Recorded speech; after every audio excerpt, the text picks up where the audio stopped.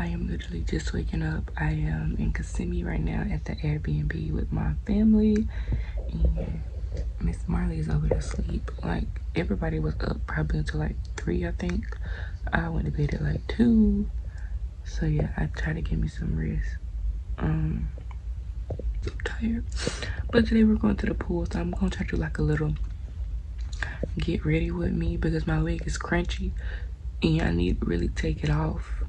But I was like, I need to try to take pictures at the pool with this wig in my head. So I'm gonna try to revive it. If I don't, you won't see no pictures of me at the pool.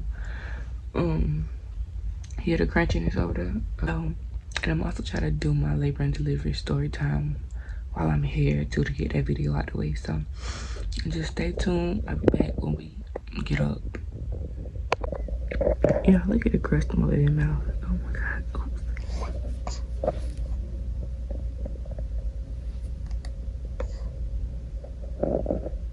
Marleigh. Like you was in a scary movie? Yes. Okay, hold on, they can't even see me. Yeah, I'm gonna make her water because she might wake up. She not up yet, so I'm going to get myself prepared. What's that? That's nair and socks. Oh yeah, I'm gonna eat some of that. Girl, after all that talking you did. Okay, so this is at the 4-ounce mark. This is the baby water I got from Walgreens, which was too high. I prefer Publix water. And then we got her Kinder Meal. Where's the...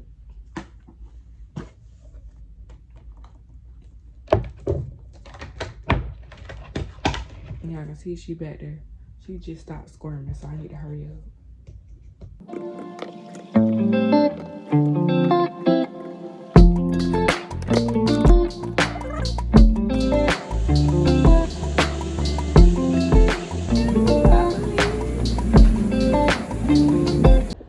Okay, so I guess this would be the best time to try to do my story time while I'm trying to revive my crunchy wig. Ooh. Ooh. Okay. Okay, so let's start off with my due date was May 8th, and she came on May 11th, y'all. So y'all know I definitely was over it by that point. Much reviving, actually. So on May 8th, that I was walking around in heels, like it was no sign of anything on May 8th. So that same day I was trying to do curb walks. Like I had already been doing curb walks that whole week. Squats, like anything you could think of that would get a baby out. The mile circuit, drinking raspberry leaf tea, all of that. So you said that right there. Okay, so after doing all of that, still nothing. So I asked, this is when I was like 39 weeks before, let me go back a week. I asked, can I get my membrane swept? And they was like, yeah, you're 39 weeks, we can do it now. So they stripped my membrane. If you don't know what it is, Google it. But after you get your membrane stripped, basically, you're supposed to go into labor 24 to 48 hours later if it works. Mine did not work. I was still pregnant for another week. Okay, so fast forward to May 11th, y'all. That morning, like I was feeling a little pain, but it was similar to the Braxton Hicks. So I'm like, oh my gosh, is these the real contractions now? Because if so, 4 plus 4, I'm eating these things up. They're 8, So they started getting worse as the morning went on because I woke up at 1 a.m. And by that point, I was just like, I'm not gonna wake Maurice up because I don't know if this is the real thing. I just want to make sure this is real before we just get up running to the hospital. So they kept getting worse. I called my friend. I was telling her, and she was like, you need to download this contraction timer app. And if they close together, then you need to go. So I'm on the app. I'm just timing them out. At this point, I'm standing like this, trying to breathe through them. So I'm timing them.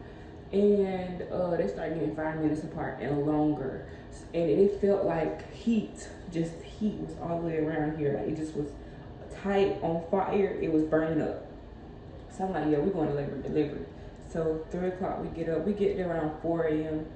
and they checked me. I'm still only 3 centimeters. So they was like, if you're not dilated by 6 a.m., we're gonna have to send you home because your water isn't broke. So y'all, I'm walking around the hospital up and down the hallway, squatting, doing whatever I can. And then 6 a.m. comes, I'm still 3 centimeters. So sent back home. Now, at that point, I'm at the house. I tried to go to sleep so I could sleep through it. Still could not sleep. Cause it just kept getting worse. I was just like balled up on a bed. That was a horrible example, but I was balled up on a bed, basically, and yeah, time just kept going. Probably around like 1 or 2 o'clock, my mom ended up coming. Cause I told her how bad it was getting. Wait, do y'all see that swoop? Yeah. Okay. I thought I ate that. Look at this side. So around 1 or 2 o'clock, my mom ended up coming because I told her like it's getting worse. And while she there cooking me some grits, y'all, I'm on the floor, like still on all fours, trying to make it feel better. Nothing was making it feel better. So Maurice was rubbing my back and stuff like that, trying to help me get through it. And I was on FaceTime with my friends trying to distract myself. And every time I had a contraction, I was just like, ugh.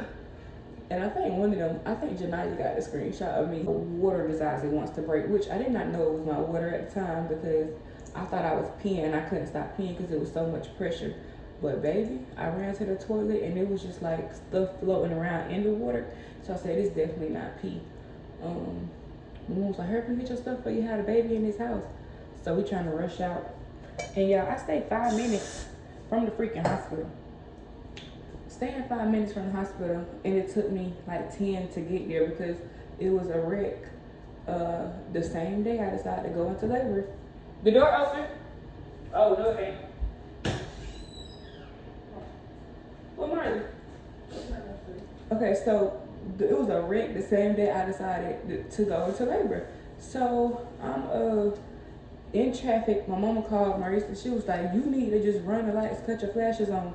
So y'all, it felt like a movie. We was getting through traffic on Blueberry Road at that. So if you know it's busy. I cannot swoop this side.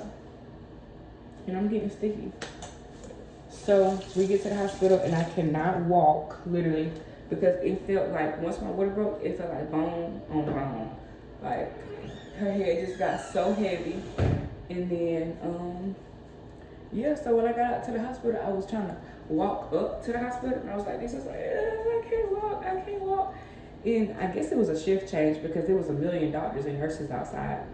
They was like, do you want me to get you a wheelchair? I'm like, yes, please. So they get me a wheelchair. Marie's trying to roll me in. This man done ran me into the door. He done ran me into the elevator. At this point, I don't want to be in a wheelchair no more because why is you running me into all this stuff? So I get up to labor delivery. Y'all, why they trying to let me do paperwork? Clearly, I'm having a baby. Clearly, I'm having contractions. I can't think straight. So, paperwork, they was like, we're gonna check you to see if we can get you a room and see if your water's broke. I'm like, ma'am, I don't care what y'all think is going on, but I'm telling you, I need a room. Like this don't hurt. So they checked me in this little holding room, like a holding cell. It was small, literally. So they checked me and it's like, you're 6 centimeters. We have a rupture. No ish, I told y'all. So they finally get me to the room and I promise you I'm sitting there like, okay, anesthesiologist, because the whole time I was saying I wanted to do it naturally, but baby, when the contractions came, I wanted every drug they had to offer me. So, and I don't know how to flat iron hair, so do not talk about me because my hair be smelling like burnt flat iron sometimes. So I try to just do it as less as I can. Look at this side, just okay. Anyway, so I was saying I wanted to go natural, but then they got me a room and I just started seeing anesthesiologist and I signed that paper, y'all. I probably signed my life away. I don't even know what I was signing. But yeah, it could have been adoption papers for all I knew. I just wanted some help. So the anesthesiologist was taking his precious time. So I'm like, do y'all have something y'all can give me? Cause I'm not gonna be able to sit still during the epidural, like it's hurting real bad. And it's like, yeah, we can give you some IV meds. First of all, the IV hurt. I think they put IV in my arm or something, or my hand. I don't know. No, I think it was in my arm. So, I gotta look at the picture so I can see where it was at. She asleep? Oh, wait, come walk up by the camera. So they put the IV in my arm and it was already in there, and then they started giving me the IV meds, which I didn't even ask what IV meds was. Think of my precious baby. She sleep. Okay. I didn't even ask what the IV meds was at the time, but then I started feeling really loopy, and I was like, oh, Maurice, you got some pretty eyes. That's the only thing I remember. And that's when I asked what it was. And he was like, what did y'all give her? And it's like, oh, just a little fentanyl. Fentanyl, what? Baby, I thought that was illegal. So, I don't know. But that fentanyl, definitely helped me out. I can still feel stuff, but it was just like I was so loopy that I wasn't really worried about it. So anesthesiologist came. I'm sitting there like this with my epidural as still as I can be. Only thing I felt during that was burning. So it wasn't bad. And then I thought it was just a shot, but it's not. It's like a cord, not a cord, a tube that stays in your back the whole time. And you can just click the button and keep giving yourself more epidural. So, you know, every time my button turned green, baby, I was tearing it up. Okay, I can see. I think this is best to crunch it off gonna get. So if every time my button turned green, baby, I was tearing that button up. And then I kept saying, hey y'all, I just got this pressure, like it's pressure, so much pressure. Can somebody please check me? I feel like I need to push. Cause by that time the epidural had me so numb, they was putting cold stuff on my legs. I couldn't feel nothing, like nothing. I couldn't tell temperatures. I couldn't feel. Just it was crazy how the things work. But so I'm like, can y'all check me? I feel like I need to push. The lady was like, oh no, we just checked you not too long ago. Ma'am, please check me. She checks me, yeah, and she was like, oh, she's 10 centimeters. We need the baby doctors. And then my midwife, who don't deliver babies on Thursdays, ran from the 5th floor to come deliver my baby with Maurice. I was so happy because I was pushing, y'all. They kept saying, you're doing such a good job. Baby, it didn't feel like I was doing a good job because this wasn't hurting. It was my ribs that was hurting. Like I was just sore from pushing. So I'm steady pushing. I'm like, can I get a mirror? Because I need to see what's going on. They gave me the mirror. I could see her head crowning. It's like, touch your baby's head. I touch her head. It's like, get the mirror back. Get the mirror back. So I probably pushed for like 30 or 40 minutes. And then Maurice was there with his hands open. Him and the midwife caught her and they put her on my chest. And he cut the cord and everything. Like, this side is a little something going on up under there. Yeah, this is why I just don't do hair. Like, okay, I think this is good enough. Okay, so he cut the cord, everything. We did our little hour of skin to skin. But I mean, it wasn't a bad experience. It was just like the pain is very unbearable, and once you get the drugs, you will be okay. But baby, I just wouldn't do it again. It was just too long to give up my body. It was really dark at first, but now my skin color coming back, and then my belly button piercing closed up, so I need to get that re-pierced. But for the most part, that was my labor and delivery story. I really feel like I'm mixing out some stuff, but I'm just gonna insert the videos that I can, but that I still have. So back to vacation. So basically, we finna go to the pool. I put on the dress for no reason, but Who are you talking to? my YouTube video. Hey guys. This is Dayla Patricia.